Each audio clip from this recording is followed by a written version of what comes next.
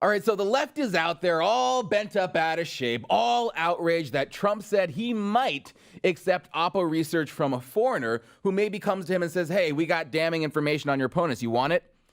They're pretending to be outraged because they can't actually be, because their candidate, Hillary Clinton, actually went and paid foreign agents for dirt on her opponent. And then she used that fake information to launch a coup. So I'm really not buying the outrage here. Guys, what are you even talking about? And who the hell are you kidding? The answer, of course, is no one.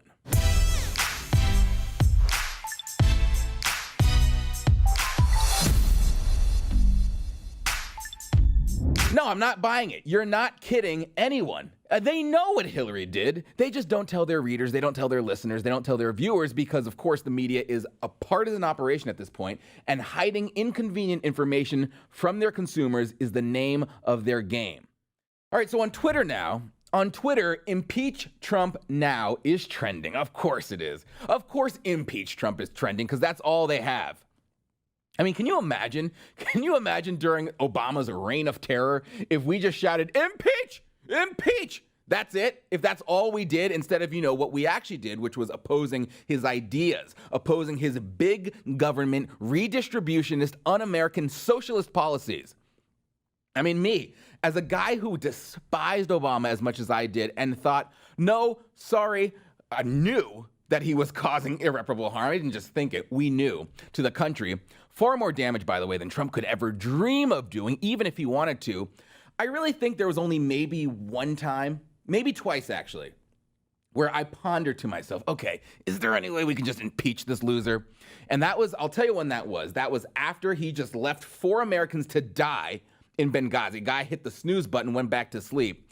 And then the other was probably Bo Bergdahl when he traded 5 people for just one deserter. Then I was furious. Then I was like, let's get him out of office. But that was it.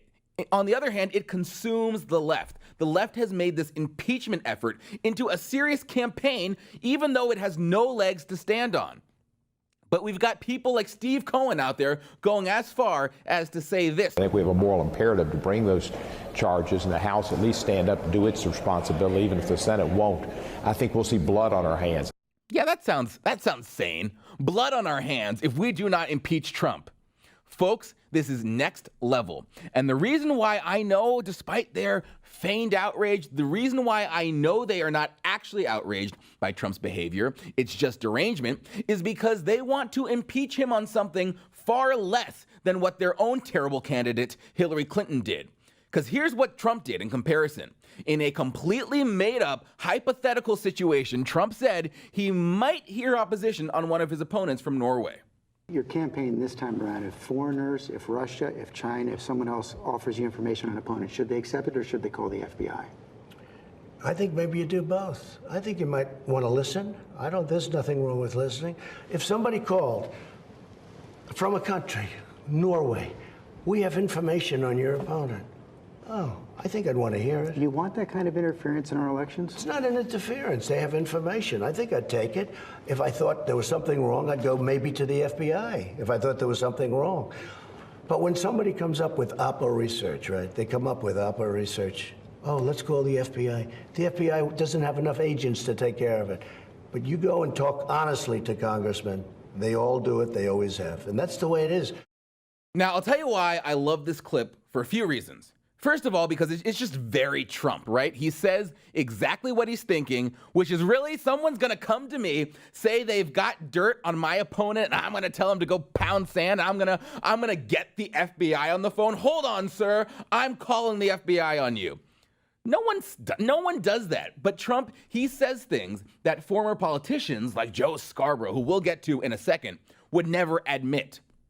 Instead, of course, they pretend that the minute someone from another country contacts them, they're going to drop everything they're doing and immediately get the FBI on the phone. Give me a break. Trump is like, no, I'm not going to call the FBI if someone calls me and says, hey, I got dirt on your opponent. I want the dirt.